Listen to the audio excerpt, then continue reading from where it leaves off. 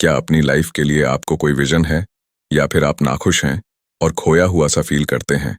Clear vision आपके future life का एक डिटेल्ड पिक्चर होता है। जब आपका विजन क्लियर होता है तो आप ऐसे गोल्स और प्लान सेट कर सकते हैं और ऐसे फैसले ले सकते हैं जो आपको अपनी लाइफ के सपनों को पूरा करने में मदद करते हों। आपका विजन एक ऐसे कंपस की तरह है जो आपको एक बेहतर लाइफ की तरफ ले जाता है। विजन के बिना आप भटक जाते हैं और अपनी लाइफ में एक कमी महसूस करने लगते हैं। ऐसे में आप शायद उन रास्तों पर भी जा सकते हैं जो आपके गोल्स से मैच ना करते हो, क्योंकि लाइफ आपकी डिटर्मिनेशन यानी लगन को चैलेंज करती है। इससे आप जितना डिजर्व करते हैं शायद आप उससे कम में भी समझौता कर सकते हैं, क्योंकि आपका कोई एम्बिशन या गोल ही नहीं है। क्लियर विजन डेवलप करने के लिए आपको एक बड़ी शुरुआत करनी होगी। उसे जूम करके करीब से देखना होगा, अपनी इंस्पिरेशन के लिए स्पेस और टाइम निकालना होगा और अपनी प्रोग्रेस और चॉइसेस के बारे में लगातार सोचना होगा। सबसे पहले आपको ये समझना होगा कि आपका विजन पहले ही दिन से क्लियर नहीं होगा। आपको जो चाहिए उसकी एक बड़ी पिक्चर देखकर इसकी शुरुआत करनी होगी और उसके बाद उसे जूम करके तब तक छोटा करते रहें जब तक आपके पास एक डिटेल्ड प्लान ना बन जाए। जैसे जब आर्नोल्ड श्वार्ज़नेगर 10 साल के थे तो उनका विजन था कि वो अमेरिका में रहना चाहते थे। उस समय वो नहीं जानते थे कि इस गोल को कैसे पूरा किया जाए, क्योंकि उनका विजन नया और यंग था। जब आर्नोल्ड ने बॉडी बिल्डिंग के बारे में जाना तब उन्हें क्लैरिटी मिली। एक दिन उन्होंने एक मैगजीन के कवर पर मिस्टर यूनिवर्स रेज पार्क की फोटो देखा। तब उन्हें लगा कि बॉडी बिल्डिंग ही उनका नया पैशन था। दूसरा, इंस्पिरेशन और रिफ्लेक्शन के लिए आपको स्पेस और टाइम निकालना होगा। अगर आपकी लाइफ कॉम्प्लिकेटेड और बिजी है तो आप अपना पैशन या विजन कभी नहीं ढूंढ पाएंगे। आपको सोचने, फ्यूचर में मिलने वाली पॉसिबिलिटीज के सपने देखने और लाइफ के एक्सपीरियंस को गले लगाने के लिए टाइम निकालना होगा। कई great thinkers, leaders, scientist, artist और एंटरप्रेन्योर्स ने अपनी जिंदगी में एक ऐसी जगह बनाई थी जिसकी वजह से उन्हें इंस्पिरेशन मिला। बीथोवन, विलियम वर्ड्सवर्थ और एरिस्टोटल जैसे दिग्गजों को सैर करते समय इंस्पिरेशन मिली थी। स्टैनफोर्ड यूनिवर्सिटी के रिसर्चर्स द्वारा 2014 में की गई एक स्टडी से पता चला है कि वॉक पर जाने से पार्टिसिपेंट्स की क्रिएटिव थिंकिंग बढ़ गई थी। तीसरा, आपको अपने प्रोग्रेस और चॉइसेस पर लगातार नजर रखनी होगी। अपने स्टेप्स को हमेशा चेक करते रहिए। खुद से ये पूछते रहिए कि क्या आप सही रास्ते पर हैं या फिर भटक गए हैं। आप आईने के सामने खड़े होकर खुद से पूछ सकते हैं, क्या ये वही जगह है जहां आप पहुंचना चाहते थे? जब आप अपनी सेल्फ अवेयरनेस को बढ़ाते हैं तो आप ऐसे फैसले ले पाते हैं जो आपको आपके गोल्स तक पहुंचने में मदद करते हैं। आप ये भी सीखते हैं कि आपको ना कब कहना चाहिए और ऐसे फैसलों से कैसे बचना चाहिए जो आपकी प्रोग्रेस को नुकसान पहुंचा सकते हैं। आपका गोल चाहे बड़ा हो या छोटा, दोनों में आपको डिसीजन लेना पड़ता है। 1954 में अपना 5वां मिस्टर ओलंपिया कॉन्टेस्ट जीतने के बाद आर्नोल्ड को जैक लालन के हेल्थ क्लब का स्पोक्सपर्सन बनने का ऑफर मिला था। उन्होंने उन्हें साल के $200,000 ऑफर किए थे, जो उस समय के हिसाब से बहुत बड़ी बात थी। लेकिन उन्होंने इस ऑफर को मना कर दिया क्योंकि ये उनका गोल नहीं था। आर्नोल्ड एक मूवी स्टार बनना चाहते थे, क्योंकि वो सेल्फ अवेयर जानते थे कि उन्हें क्या करना था। इसलिए उन्होंने एक बड़ा ऑफर इसलिए ठुकरा दिया क्योंकि वो उनके विजन का हिस्सा नहीं था। अपने विजन को देखने से भी आपको फोकस्ड रहने में मदद मिलती है। इसका मतलब है अपने गोल्स को डिटेल में विजुअलाइज करना। जैसे बड़े बड़े एथलीट ज्यादा गोल्स अचीव करने के लिए विजुअलाइजेशन टेक्निक की मदद लेते हैं। अपने विजन का एक क्लियर पिक्चर होने से आपको फोकस्ड, मोटिवेटेड और कमिटेड रहने में मदद मिलती है। अमेरिका आने के बाद भी आर्नोल्ड के बॉडी बिल्डिंग टाइटल जीतने का सिलसिला जारी रहा। वो दुनिया के बेस्ट बॉडी बिल्डर बनना चाहते थे। इसके बाद उन्होंने एक और बड़ा गोल सेट किया, जो था एक्टिंग करने का। उन्होंने खुद को मूवी अवार्ड जीतते हुए और मूवी पोस्टर्स पर अपना नाम लिखा हुआ देखने में मदद करने के लिए विजुअलाइजेशन टेक्निक का इस्तेमाल किया। एक सक्सेसफुल एक्टर बनने के बाद आर्नोल्ड ने पॉलिटिक्स ज्वाइन कर ली। उन्होंने कैलिफोर्निया के गवर्नर की पोजीशन के लिए इलेक्शन लड़ा और खुद को एक गवर्नर की तरह इमेजिन करने लगे। 2003 में उन्होंने कैलिफोर्निया की लाइफ को बेहतर बनाने में मदद करने के लिए दूसरे लेजिस्लेटर्स के साथ मिलकर बहुत मेहनत की और आखिरकार कैलिफोर्निया के गवर्नर बने। आर्नोल्ड की तरह आप भी एक क्लियर विजन बनाकर और अपने रिजल्ट को विजुअलाइज करके किसी भी गोल को अचीव कर सकते हैं। Never think small. क्या आपका कोई बड़ा सपना है? अगर है तो आप हमेशा अपनी करंट कैपेबिलिटीज से कहीं ज्यादा बड़े गोल्स अचीव करने की कोशिश करते होंगे। बड़ा सोचना पावरफुल तो है, लेकिन ये चैलेंजिंग भी हो सकता है। कुछ बड़ा पाने के लिए आपको पुरानी सोच को चैलेंज करना होगा, अपने सपनों की तरफ कमिटेड रहना होगा और अपने एम्बिशन को हासिल करने के लिए नई चीजों को ट्राई करना होगा। इसके लिए बड़े गोल्स सेट करके शुरुआत कीजिए। एवरेज मत बनिए। हमेशा एक्स्ट्रा ऑर्डिनरी रिजल्ट पाने की कोशिश कीजिए। किसी बड़े गोल को पाने के बाद भी आपको संतुष्ट होकर नहीं बैठना है, बल्कि नए और उससे भी बड़े गोल सेट करके उन्हें पूरा करने के लिए मेहनत करनी है। आर्नोल्ड में हमेशा से ही सक्सेसफुल होने की भूख रही है। एक फेमस एक्शन स्टार बनने के बाद वो हॉलीवुड के हाईएस्ट पेड एक्टर बनना चाहते थे। उन्होंने अपने स्किल्स को इम्प्रूव किया और ज्यादातर एक्शन मूवीज में लीड एक्टर का रोल निभाया। इसके बाद आपको स्टीरियोटाइप यानी घिसी पिटी पुरानी बातों को चैलेंज करना होगा। जब आप खुद से बहुत बड़ी बड़ी उम्मीदें रखते हैं तो आपको ऐसे कई लोग मिलेंगे जो आपके स्किल्स पर डाउट करेंगे। वो आपको अपने दायरे में ही सोचने के लिए कहेंगे। अगर आप इन नेगेटिव लोगों की बात सुनें तो आप किसी भी फील्ड में अपना नाम रोशन नहीं कर पाएंगे। आर्नोल्ड एक सक्सेसफुल एक्शन स्टार बनने के बाद कॉमेडी जॉनर में अपनी किस्मत आजमाना चाहते थे। कई जर्नलिस्ट, स्टूडियो एग्जीक्यूटिव्स और उनके दोस्तों का भी यही मानना था कि ये उनके बस की बात नहीं है और वो इसमें फेल हो जाएंगे। इन क्रिटिक्स को लग रहा था कि उनका कॉमेडी रोल ऑडियंस को कभी पसंद नहीं आएगा, लेकिन आर्नोल्ड ने किसी की एक नहीं सुनी और जो वो चाहते थे वो करते रहे। वो लोगों को हंसाना चाहते थे और उन्होंने अपने पोटेंशियल पर भरोसा रखा। उन्होंने अपनी पर्सनालिटी का एक नया साइड डेवलप करने और लोगों को दिखाने के लिए जमकर मेहनत की। जब तक वो सक्सेसफुल नहीं हो गए तब तक वो नई चीजें ट्राई करते रहे। क्रिटिक्स का आप पर गहरा असर पड़ सकता है, लेकिन आप उनकी नेगेटिविटी को अपने मोटिवेशन में बदल सकते हैं। जो लोग आर्नोल्ड के एक्टिंग स्किल पर डाउट करते थे और उसका मजाक उड़ाते थे, आर्नोल्ड ने उन लोगों के नेगेटिव बातों का इस्तेमाल अपने जज्बे को और मजबूत करने के लिए किया। कई सक्सेसफुल लोगों को इसी तरह के डाउट और नेगेटिविटी का सामना करना पड़ा है। जब J.K. रोलिंग ने हैरी पॉटर पब्लिश करने की कोशिश की थी, तब उनकी बुक को 12 बार रिजेक्ट किया गया। अगर लोग आपके गोल को सपोर्ट नहीं कर रहे हैं तो निराश ना हों। इसके बजाय उनके रिजेक्शन को और ज्यादा मेहनत करने और नामुमकिन को मुमकिन बनाने का एक जरिया बना लें। आपको अपने गोल्स के साथ कमिटेड रहना होगा, भले ही आपके सामने कैसी भी मुश्किलें आएं। किसी भी मुश्किल को अपने फैसलों और सपनों पर हावी ना होने दें। चाहे कुछ भी हो जाए, बस आगे बढ़ते रहें। आर्नोल्ड श्वार्ज़नेगर एक कॉमेडी एक्टर बनने के लिए कमिटेड रहे और इसलिए वो एक कॉमेडियन प्रोड्यूसर और डायरेक्टर इवान रीटमैन के साथ जुड़ गए। उन्होंने द्विंस नाम की मूवी बनाई जिसमें आर्नोल्ड ने पहली बार एक कॉमेडी रोल निभाया था। ये एक बहुत बड़ा रिस्क था, लेकिन वो हर चैलेंज को बीट करना चाहते थे। इस मूवी के लिए आर्नोल्ड और इवान ने सैलरी न लेने का फैसला किया और तय किया कि वो मूवी रिलीज होने के बाद उसके नेट प्रॉफिट का कुछ हिस्सा ले लेंगे। इस फैसले ने अपने गोल्स की तरफ उनके कमिटमेंट को भी साबित कर दिया और इससे उनके स्किल्स में उनका कॉन्फिडेंस साफ साफ दिखाई दे रहा था। हॉलीवुड के लोगों के डाउट के बावजूद द्विंस जबरदस्त हिट साबित हुई। इस सक्सेस ने दूसरे एक्शन स्टार्स के लिए भी अलग अलग जॉनर को ट्राई करने का दरवाजा खोल दिया था।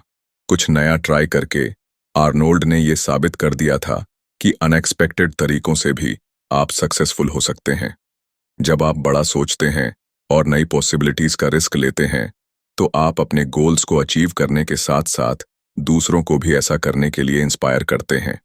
इसलिए अगर आपके गोल बड़े हैं तो पुरानी सोच को चैलेंज करने से डरिए मत और नेगेटिव लोगों को नज़रअंदाज कीजिए।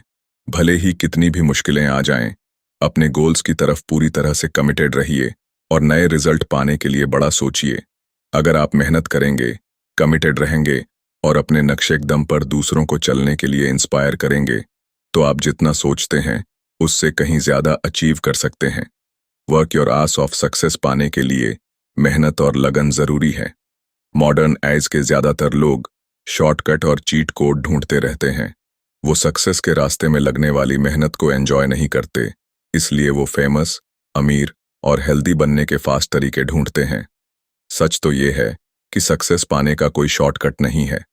अगर आप सबसे स्ट्रॉन्ग, ब्रिलियंट या टैलेंटेड नहीं हैं, तो इससे कोई फर्क नहीं पड़ता, क्योंकि मेहनत हमेशा टैलेंट पर भारी पड़ जाता है। घंटों प्रैक्टिस करने की आपकी इच्छा आपको सबसे अलग बना सकती है। सक्सेस पाने में एफर्ट और टाइम लगता है, इसीलिए अपने गोल्स अचीव करने के लिए मेहनत करना ही इकलौता तरीका है। अगर आप इजी शॉर्टकट से अपने गोल्स हासिल करेंगे, तो आप जीत की असली खुशी को कभी महसूस नहीं कर पाएंगे। आप थोड़ी देर के लिए खुश जरूर हो जाएंगे, लेकिन आपको अधूरा अधूरा सा भी महसूस होगा। लेकिन जब सक्सेस मेहनत करने से मिलती है, तो आप उसके हर माइलस्टोन को अप्रिशिएट करते हैं, क्योंकि आप ये जानते हैं कि आपके पास जो कुछ भी है, आपने उसे अपनी मेहनत से पाया है। जैसे जो लोग लॉटरी जीतते हैं या फिर जिन्हें अपने पूर्वजों की जायदाद मिल जाती है, ऐसे लोग अक्सर नाखुश रहते हैं। लॉटरी जीतने वाले ज्यादातर लोग 5 साल के अंदर ही दोबारा दिवालिया हो जाते हैं। दूसरी तरफ जिन लोगों को उनके पूर्वजों का पैसा मिलता है, वो डिप्रेशन में चले जाते हैं, सुसाइड कर लेते हैं या फिर ड्रग्स के चक्कर में फंस जाते हैं। इन लोगों को अधूरा इसलिए महसूस होता है क्योंकि इन्होंने मेहनत करने की वैल्यू को कभी एक्सपीरियंस ही नहीं किया होता है। उन्हें अपनी काबिलियत का कोई अंदाजा नहीं होता है, क्योंकि उन्होंने अपने एफर्ट से पैसा नहीं कमाया है। मेहनत करने के अलावा आपको कंसिस्टेंसी और तैयारी करने की भी ज़रूरत होती है। किसी भी स्किल को मास्टर करने के लिए उसे बार बार करना बहुत ज़रूरी है। जब आप एक कंसिस्टेंट रूटीन बनाते हैं, तो आप अपने मसल्स को सेम काम करने के लिए ट्रेन कर रहे होते हैं। वक्त के साथ ये काम करना आसान हो जाता है और धीरे धीरे इसमें कम एफर्ट और फोकस की ज़रूरत होती है। जब आर्नोल्ड श्वार्ज़नेगर बॉडी बिल्डिंग की ट्रेनिंग कर रहे थे, तो वो अपने हर वर्कआउट को ट्रैक करते थे। जब तक वो अपने सभी रेप्स को पूरा नहीं कर लेते थे, तब तक वो जिम से नहीं निकलते थे। इस कंसिस्टेंसी ने उन्हें एक ऐसा इंटेंस रूटीन बनाने में मदद की, जिसकी बदौलत वो एक सक्सेसफुल इंसान बन पाए हैं। जब आर्नोल्ड एक्टर बने, तब भी उन्होंने इसी प्रिंसिपल को अप्लाई किया। वो कई बार अपनी स्क्रिप्ट पढ़ते थे और अपने प्रोग्रेस को ट्रैक करते थे। वो अपने डायलॉग को तब तक रिपीट करते रहते थे जब तक वो उन्हें याद नहीं हो जाता था। रेपिटेशन और कंसिस्टेंसी ने आर्नोल्ड का सेल्फ कॉन्फिडेंस बढ़ा दिया था। इसके बाद जब वो कैमरे के सामने होते, तो उन्हें पक्का पता होता था कि वो कमाल की एक्टिंग करेंगे, क्योंकि इसके लिए उन्होंने पहले से तैयारी जो कर ली थी। कंसिस्टेंसी ज़रूरी तो है, लेकिन चैलेंजिंग भी है। डिसिप्लिन रहने के लिए आपको हर तकलीफ और डिस्कम्फर्ट को सहना होगा। तकलीफ या दर्द प्रोग्रेस की निशानी है। अगर कोई चीज़ आपको परेशान नहीं कर रही है, तो इसका मतलब है कि आप कुछ नया या चैलेंजिंग नहीं कर रहे हैं। अगर आप अपने कंफर्ट जोन में रहेंगे, तो कभी अपने सपने को पूरा नहीं कर पाएंगे। किसी चीज़ को शुरू करने के बाद आपको उसे हमेशा पूरा करना चाहिए। अगर आप किसी गोल को शुरू करके उसे बीच में ही छोड़ देंगे, तो आप कभी भी कुछ भी पूरा नहीं कर पाएंगे। कंसिस्टेंट रहने का दूसरा स्किल है टाइम मैनेजमेंट। सक्सेसफुल होने का पहला स्टेप ये सीखना है कि अपने टाइम को कैसे इस्तेमाल करें और अपने गोल्स के हिसाब से अपने टाइम स्लॉट को कैसे ब्लॉक करें। हम सभी के पास 24 घंटे होते हैं, और उन घंटों का इस्तेमाल करने का तरीका आपके फ्यूचर को बना भी सकता है और बर्बाद भी कर सकता है। सोशल मीडिया, टीवी या वीडियो गेम्स पर अपना वक्त बर्बाद मत कीजिए। जब आर्नोल्ड एलए चले गए थे, तब उन्होंने अपना एक भी सेकंड बर्बाद नहीं किया, क्योंकि वो अपने गोल को पूरा करने लिए पूरी तरह से फोकस्ड थे।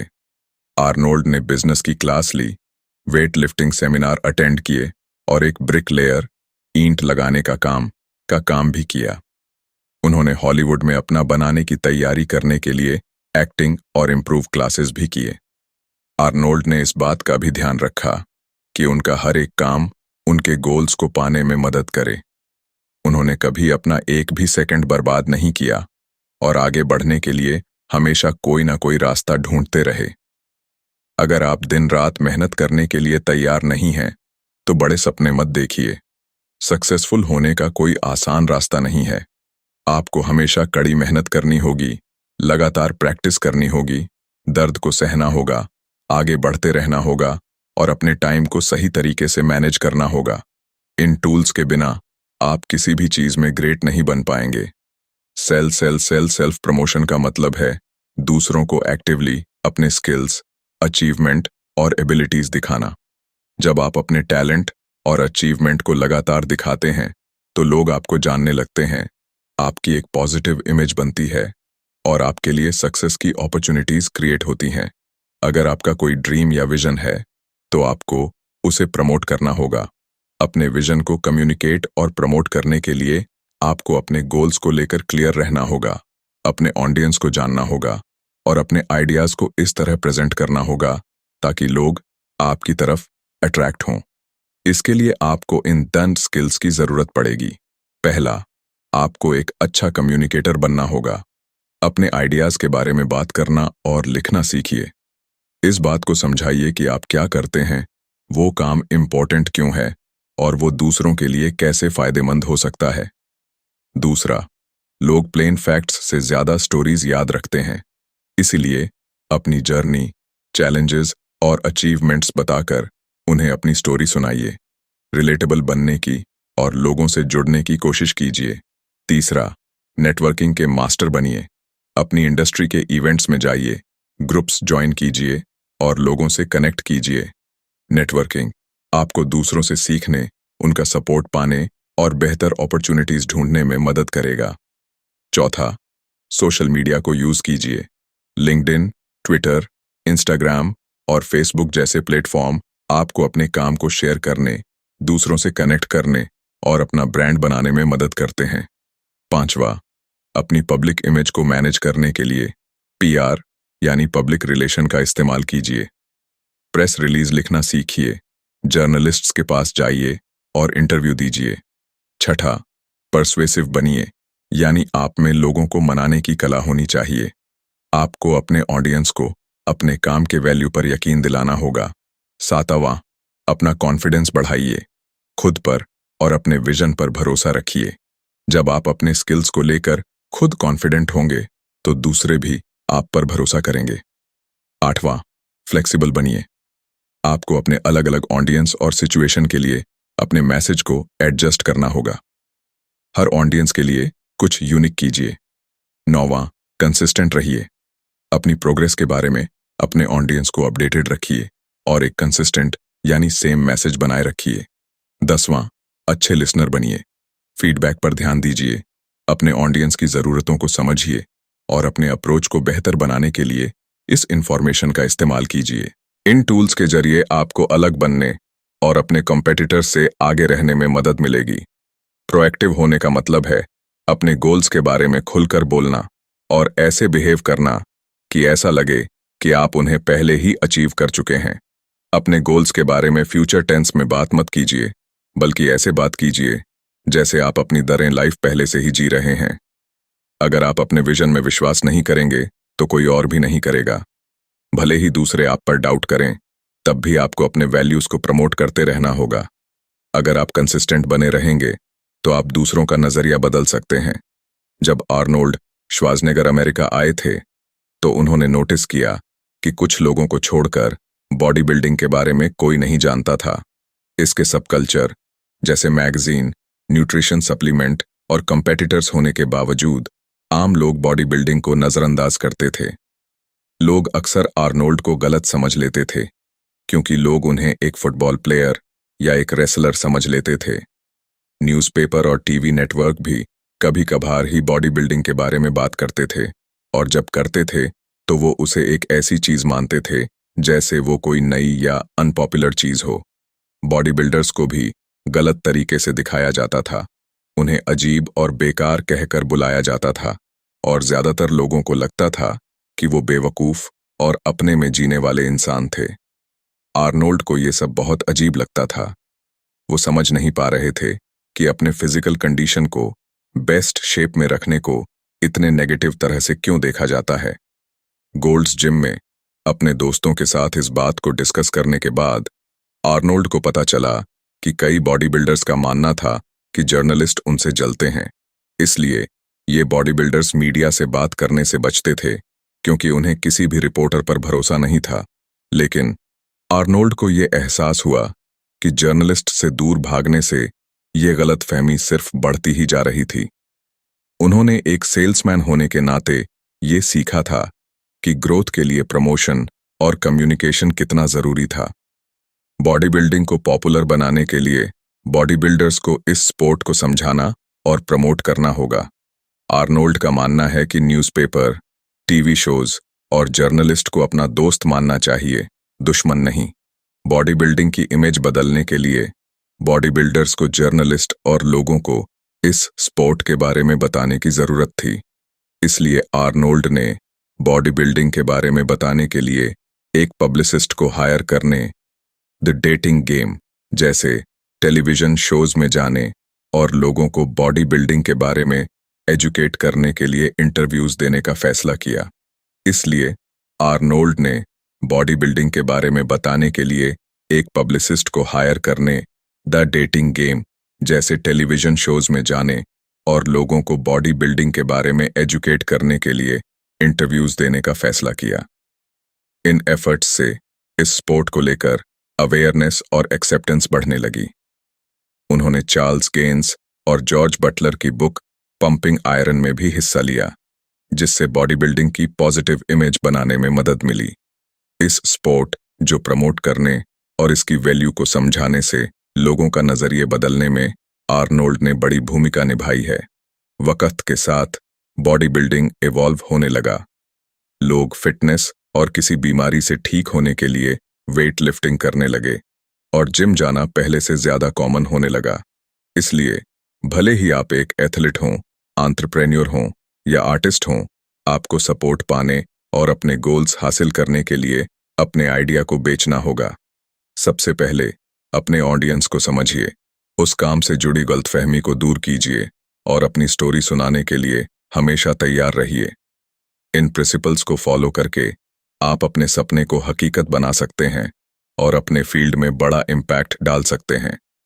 शिफ्ट गियर्स, मुश्किलें हमेशा आती रहेंगी। आप फ्यूचर को ना ही प्रिडिक्ट कर सकते हैं और ना ही बदल सकते हैं, लेकिन फ्यूचर में आने वाले पॉसिबल चैलेंजेस के लिए खुद को तैयार जरूर कर सकते हैं। पहले से तैयार रहने से आप अपनी एनर्जी, फाइनेंस और फ्यूचर करियर को बचा सकते हैं। कुछ लोगों को चैलेंजेस सिर्फ नेगेटिव ही लगते हैं। अगर आप सिर्फ नेगेटिव पर फोकस करेंगे तो अपनी लाइफ के एक्सपीरियंस से कभी नहीं सीख पाएंगे और ग्रो नहीं कर पाएंगे। इसके बजाय आपको चैलेंजेस को लेकर अपना नजरिया बदलना होगा। शिकायत करना बंद कीजिए, पॉजिटिव रहिए और प्रॉब्लम का सॉल्यूशन ढूंढिए। तैयारी करने के लिए आपको पोटेंशियल प्रॉब्लम को प्रिडिक्ट करने की और रिसोर्सेज में इन्वेस्ट करने की जरूरत है। तैयारी में लगने वाले खर्च में कटौती करने की नहीं। सबसे पहले किसी पोटेंशियल क्राइसिस या खतरे का अंदाजा लगाने के लिए आपको पॉसिबल रिस्क को पहचानना होगा और इससे पहले कि वो और खराब हो जाएं, उन्हें मैनेज करने के लिए स्ट्रेटजी बनानी होगी। इसके लिए आप इमरजेंसी रिस्पॉन्स प्लान बना सकते हैं, जरूरी सप्लाईज इकट्ठा कर सकते हैं और अलग अलग मुश्किलों को हैंडल करने के लिए टूल्स भी इकट्ठा कर सकते हैं। दूसरा, इम्पोर्टेंट और ज़रूरत के रिसोर्सेज में इन्वेस्ट कीजिए। रिसोर्सेज में इन्वेस्ट करने का मतलब है इमरजेंसी के सिचुएशन में रिस्पॉन्ड करने के लिए टाइम, पैसा और एफर्ट लगाना। रिसोर्सेज इकट्ठा करने के बाद आपको उन्हें अच्छे से मैनेज करना होगा। अपने सप्लाईज, इक्विपमेंट और प्लान्स को असरदार और तैयार रखने के लिए उन्हें रेगुलरली चेक और अपडेट करते रहिए। तीसरा, तैयारी करने के कॉस्ट को कम करने की कोशिश मत कीजिए। अगर आप पैसा बचाने पर ध्यान देंगे तो आगे जाकर बड़ी प्रॉब्लम को सॉल्व करने में आपको ज्यादा पैसा खर्च करना पड़ सकता है। पहले से तैयार रहने में इन्वेस्ट करें। ये एक दिन आपकी और कई लोगों की जिंदगी बचा सकता है। मार्च 2020 में आर्नोल्ड श्वार्ज़नेगर अपने घर में फंसे हुए थे और कोविड-19 पैंडेमिक के बारे में न्यूज़ देख रहे थे। न्यूज़ रिपोर्टर बार बार हेल्थ केयर वर्कर्स के लिए वेंटिलेटर और पीपीई पर्सनल प्रोटेक्टिव इक्विपमेंट की कमी के बारे में बता रहे थे। ये खबर बहुत शॉकिंग थी, खासकर यूनाइटेड स्टेट्स जैसे बड़े और अमीर देश के लिए। इस बात पर यकीन करना मुश्किल हो रहा था कि हेल्थ केयर वर्कर्स के लिए मास्क ही कमी थी। इस सिचुएशन को बेहतर तरीके से समझने के लिए आर्नोल्ड ने लॉस एंजलिस के कई हॉस्पिटल को कांटेक्ट किया। उन सभी ने बताया कि इतने पीपीई मंगवाने में उन्हें मुश्किल हो रही थी। कुछ हॉस्पिटल ने डॉक्टर्स और नर्सेज को अपने मास्क को घर ले जाकर धोने और दोबारा इस्तेमाल करने के लिए तक कह दिया था। ये सुनकर आर्नोल्ड को बहुत गुस्सा आया। उन्हें याद आया कि कैसे 2006 में फ्लू की महामारी के वक्त उन्होंने कैलिफोर्निया के लिए मेडिकल सप्लाईज बनाने और रिजर्व करने के लिए $200 मिलियन डोनेट किए थे। इस रिजर्व में 50 मिलियन N95 मास्क और लगभग 2400 वेंटिलेटर थे, लेकिन 5 साल बाद ये फंडिंग रोक दी गई थी और इस प्रोजेक्ट को बंद कर दिया गया था। अगर ये प्रोजेक्ट चलता रहता तो इससे पैंडेमिक के शुरुआती दिनों में हॉस्पिटल्स की सप्लाई में मदद मिल सकती थी। उनके लीडर्स में पहले से तैयारी रखने और कोई सोल्यूशन ढूंढने की एबिलिटी की कमी थी। आर्नोल्ड को लगा कि शिकायत करने से कुछ नहीं होगा, बल्कि इस सिचुएशन में उन्हें कुछ करना चाहिए। आर्नोल्ड ने अपने चीफ ऑफ स्टाफ को बुलाया, जिसकी वाइफ फ्लेक्सपोर्ट नाम के एक लॉजिस्टिक्स कंपनी के लिए काम करती थी। चाइना से पीपीई मंगवाने के लिए ये कंपनी पहले से ही फ्रंटलाइन रिस्पॉन्डर्स फंड के साथ काम कर रही थी। आर्नोल्ड ने लाखों मास्क और दूसरे पीपीई खरीदकर उनकी मदद की। उन्होंने फ्रंटलाइन रिस्पॉन्डर्स फंड को तुरंत $1 मिलियन भेजा ताकि मास्क को 1 हफ्ते के अंदर डिलीवर करवाया जा सके। ये स्टोरी शिकायत करने के बजाय पॉजिटिविटी और एक्शन लेने की ताकत को दिखाती है। पहले से तैयार रहने और रिसोर्सेज को मेंटेन करने से किसी भी क्राइसिस में बहुत मदद मिलती है। हमेशा पॉजिटिव बने रहिए और पहले से तैयारी करने में इन्वेस्ट कीजिए। क्या पता आपको एक दिन किसकी जान बचाना पड़ जाए। Shut your mouth, open your mind. Holistic education का मतलब है बॉडी और माइंड दोनों को नर्चर करना, यानी पोषण देना। अपनी जिंदगी के अलग अलग एरिया को बैलेंस करके आप कई स्किल्स डेवलप कर सकते हैं। अगर आप सिर्फ परफेक्ट बॉडी बनाने पर फोकस करेंगे और अपने ब्रेन को ट्रेन नहीं करेंगे तो आप अपने एम्बिशन को कभी हासिल नहीं कर पाएंगे। आपका विजन छोटा हो जाएगा और आप वो जिंदगी कभी नहीं बना पाएंगे जो आप बनाना चाहते हैं। जैसे ही आप कॉलेज से ग्रेजुएट हो जाते हैं तो आपको अपना ड्रीम जॉब मिल सकता है। अगर आप कॉलेज ना भी जाएं तो भी वही रिजल्ट अचीव कर सकते हैं। वोकेशनल ट्रेनिंग कुछ खास जॉब्स के लिए आपको तैयार कर सकती है। कभी कभी वोकेशनल ट्रेनिंग किसी कॉलेज की डिग्री लेने से ज्यादा इफेक्टिव होती है। एक नए स्किल को सीखने के लिए आपको 4 साल की जरूरत नहीं है।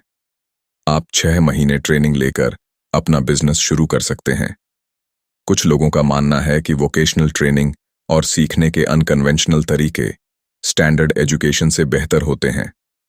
कॉलेज जाना सबके लिए जरूरी नहीं है और खुद कुछ करके उसका एक्सपीरियंस लेना आपके लिए ज्यादा वैल्यूएबल हो सकता है। आप भले ही कॉलेज डिग्री ले रहे हों या वोकेशनल ट्रेनिंग, आपको इसमें बैलेंस बनाना होगा। सिर्फ फिजिकल ट्रेनिंग पर पूरा ध्यान लगाकर अपने मेंटल हेल्थ को नजरअंदाज मत कीजिए। अगर आप एक प्रो एथलीट भी हैं, तब भी आपको नए स्किल्स सीखने की जरूरत है। हमेशा नई चीजें सीखने की कोशिश करते रहिए। क्यूरोसिटी आपको ज्यादा तेजी से सीखने में मदद करेगी। अलग अलग सवाल पूछकर, क्रिएटिव सॉल्यूशन ढूंढकर और ध्यान लगाकर सुनने से आप नई चीजें जान सकते हैं या डिस्कवर कर सकते हैं।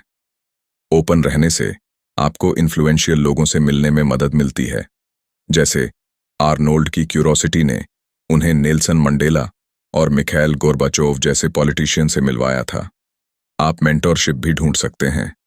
ये दिखावा मत कीजिए कि आपको सब कुछ आता है और दूसरों को अपनी लाइफ को इन्फ्लुएंस मत करने दीजिए। एक अच्छा मेंटोर आपके फुल पोटेंशियल तक पहुंचने में आपकी मदद कर सकता है। जैसे आर्नोल्ड श्वार्ज़नेगर ने बताया है कि कैसे फ्रेडी गर्स्टल का उनकी लाइफ पर गहरा असर हुआ है। फ्रेडी उनके मेंटर थे और वो पहले शख्स भी जिन्होंने आर्नोल्ड के एक चैंपियन बॉडी बिल्डर बनने के सपने पर पूरा भरोसा किया था।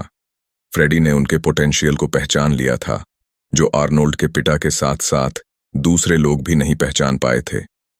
फ्रेडी ने आर्नोल्ड को बिना किसी स्वार्थ के अपना पूरा सपोर्ट दिया और कई वैल्यूएबल बातें भी सिखाई। फ्रेडी की हिस्ट्री बहुत ही दिलचस्प है। वो ज्यूइश थे, लेकिन वर्ल्ड वॉर II के दौरान नाज़ी लोगों से बचने के लिए उन्होंने खुद को एक कैथोलिक बताया था। उन्होंने इस लड़ाई को ज्वाइन किया और बाद में ऑस्ट्रिया वापस आ गए, जहां वो बिजनेस और पॉलिटिक्स से जुड़ गए। अपनी कम्युनिटी से जुड़े रहने के लिए फ्रेडी ने मैगजीन के कियोस्क खोले। उनकी लाइफ के अलग अलग एक्सपीरियंस ने उनके सोचने का दायरा बहुत बढ़ा दिया था, जिसे वो उन लड़कों के साथ शेयर करते थे जिनके वो मेंटोर थे। फ्रेडी होलिस्टिक एजुकेशन की इंपॉर्टेंस को बखूबी समझते थे। उन्होंने आर्नोल्ड और उनके दोस्तों को सिखाया था कि फिजिकल हेल्थ के साथ साथ इंटेलेक्चुअल ग्रोथ भी बहुत इंपॉर्टेंट है। उनका मानना था कि असली एजुकेशन क्लासरूम की दीवारों तक ही सीमित नहीं होता है। फ्रेडी अपने एथलीट्स को भी अनकन्वेंशनल लर्निंग मेथड्स फॉलो करने के लिए पुश करते थे। वो उनके लिए एथलेटिक ट्रेनिंग और आउटडोर एक्टिविटीज ऑर्गेनाइज करते थे। फॉर्मल लेक्चर देने के बजाय वो एक दूसरे से इंटरेक्ट करने के लिए उनके साथ अपनी नॉलेज और पैशन को शेयर करते थे। ये तरीका एजुकेशन के पुराने तरीके से कहीं ज्यादा प्रैक्टिकल और इंटरेस्टिंग था। फ्रेडी के लिए फिजिकली स्ट्रांग होने का मतलब सिर्फ मसल्स बनाना और फिटनेस ही नहीं था। उनके अनुसार physical training, self discipline, flexibility और कुछ अचीव करने की फीलिंग को बूस्ट करने वाला फैक्टर था। ये एथलीट्स को वो हिम्मत डेवलप करने में मदद करता था जिसकी जरूरत चैलेंजेस को पार करने के लिए पड़ती है। साथ ही फ्रेडी इंटेलेक्चुअल ग्रोथ की ताकत में विश्वास करते थे। वो हमेशा एथलीट्स को क्यूरियस रहने, सवाल पूछने और अपने आसपास की दुनिया से नॉलेज लेने के लिए पुश करते थे। वो पुराने एकेडमिक सब्जेक्ट्स पर फोकस नहीं करते थे, बल्कि फिलॉसफी, हिस्ट्री या आर्ट्स जैसे इंटरेस्ट को एक्सप्लोर करने के लिए एनकरेज करते थे। इस होलिस्टिक अप्रोच ने आर्नोल्ड की जिंदगी बदल दी थी। फ्रेडी के मेंटरशिप में उन्होंने सीखा कि अपनी बॉडी को ट्रेन करके उन्हें अपने बॉडी बिल्डिंग चैंपियन बनने के गोल को पूरा करने में मदद मिलेगी। उन्होंने ये भी जाना कि अपने माइंड को ट्रेन करने से उनके सामने नई अपॉर्चुनिटीज आएंगी और उन्हें चैलेंजेस को पार करने में मदद भी मिलेगी। इसलिए अपने माइंड को ओपन रखिए, अपनी फिजिकल और मेंटल ग्रोथ में बैलेंस बनाइए और एक मेंटर ढूंढिए। इस तरह आपको अपना पैशन मिलेगा और आप ग्रो करते रहेंगे। Break your mirrors. कोई भी सिर्फ अपने दम पर सक्सेसफुल नहीं हो सकता है। इससे जुड़ी सबसे बड़ी गलतफहमी वो लोग हैं जो खुद को सेल्फ मेड एथलीट, मिलियनेयर और बिजनेसमैन कहते हैं। सच तो ये है कि कोई भी सेल्फ मेड नहीं होता है, क्योंकि हम सभी को एक दूसरे की मदद की जरूरत पड़ती है। अगर आप पीछे मुड़कर देखेंगे तो आपको वो टीचर याद आएगी जो आपको इंस्पायर करती थी, वो पेरेंट जो आप पर भरोसा करते थे और वो दोस्त जो हमेशा आपके साथ खड़ा रहता था। बिजनेस में भी कोई सिर्फ अपनी वजह से सक्सेसफुल नहीं होता है और एक्स्ट्रा ऑर्डिनरी ग्रोथ पाने के लिए इन्फ्लुएंशियल नेटवर्क के साथ साथ आपको बहुत मेहनत करने की जरूरत होती है। जैसे आर्नोल्ड को हमेशा एक सेल्फ मेड मैन की तरह देखा जाता है। भले ही सक्सेसफुल होने के लिए उन्होंने बहुत मेहनत, डिसिप्लिन और डेडिकेशन दिखाया हो, लेकिन उन्हें ये लेबल बिल्कुल पसंद नहीं है और वो इसे रिजेक्ट करते हैं। उन्हें ये कॉम्प्लीमेंट अच्छा तो लगता है, लेकिन उन्होंने कभी इसे एक्सेप्ट नहीं किया।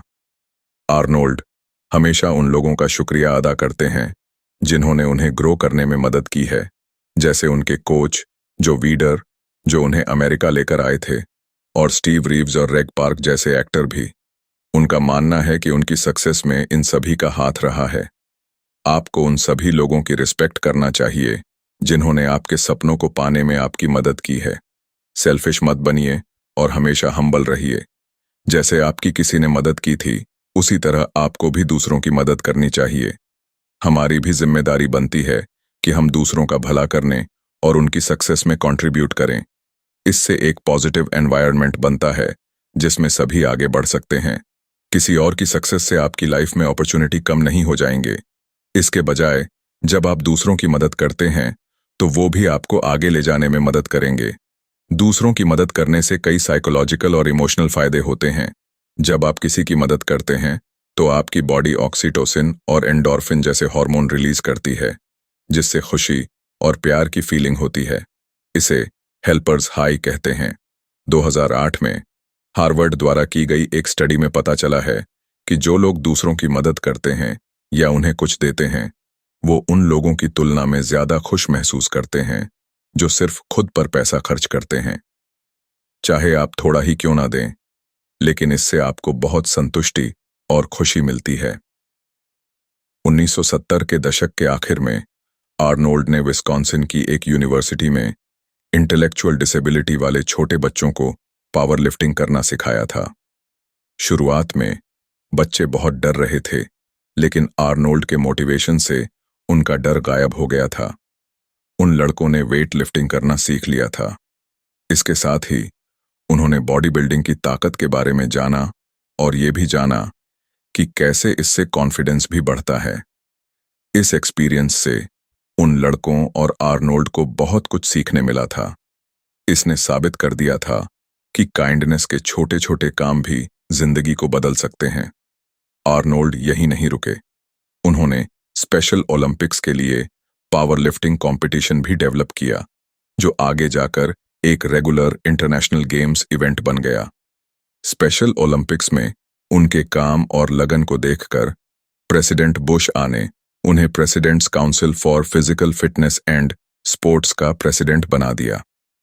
अपने बिजी स्केड्यूल और सक्सेसफुल करियर के बावजूद आर्नोल्ड को अपने किसी भी प्रोफेशनल अचीवमेंट से ज्यादा खुशी दूसरों की मदद करके मिलती थी। इस एक्सपीरियंस ने उनमें दूसरों के और भी ज्यादा करने की चाह को गहरा कर दिया था। आर्नोल्ड कहते हैं कि हर इंसान को दूसरों की मदद करनी चाहिए, चाहे उसके हालात कैसे भी हों। दूसरों को मदद करने के लिए वक़्त निकालना मुश्किल हो सकता है। आप शायद यंग, गरीब या फिर अपनी निजी जिम्मेदारियों में फंसे हुए हो सकते हैं, लेकिन आपको दूसरों की मदद करने की कोशिश जरूरी करनी चाहिए। भले ही आपकी सिचुएशन कैसी भी हो, आपको अपनी कम्युनिटी से जुड़े रहना चाहिए और लोगों की मदद करने की कोशिश करनी चाहिए। किसी की मदद करने या किसी की प्रॉब्लम सुनने जैसे काइंडनेस के छोटे छोटे काम भी किसी की जिंदगी में बहुत बड़ा फर्क ला सकते हैं। हर इंसान कुछ ना कुछ दे सकता है, भले ही वो उसका टाइम हो, स्किल्स हो या फिर रिसोर्सेज। आप अलग अलग तरह से इसके लिए वॉलंटियर कर सकते हैं। जैसे आप सड़क साफ करने में मदद कर सकते हैं, किसी स्कूल में पैसा डोनेट कर सकते हैं या फिर किसी को कोई वैल्यूएबल चीज सिखा सकते हैं। जिस तरह आप अकेले सक्सेसफुल नहीं हो सकते, उसी तरह दूसरे लोग भी आपकी मदद के बिना सक्सेसफुल नहीं हो सकते। जरूरतमंद लोगों की मदद कीजिए।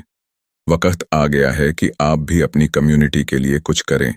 तो आप आज किसी की किस तरह मदद कर सकते हैं? तो इसी मोड पर यह समरी यहीं पर समाप्त होती है। उम्मीद है कि यह समरी आपको पसंद आई होगी और इसकी लर्निंग्स को आप अपनी लाइफ में प्रैक्टिकली इंप्लीमेंट जरूर करेंगे। कौन सा वह पॉइंट है जिस पर आपको सबसे ज्यादा काम करने की जरूरत है? वो पॉइंट कमेंट सेक्शन में जरूर लिखिए और रखिए अपना बेहतर ख्याल। सुनते रहिए समरी फॉर यू। जय हिंद, जय भारत।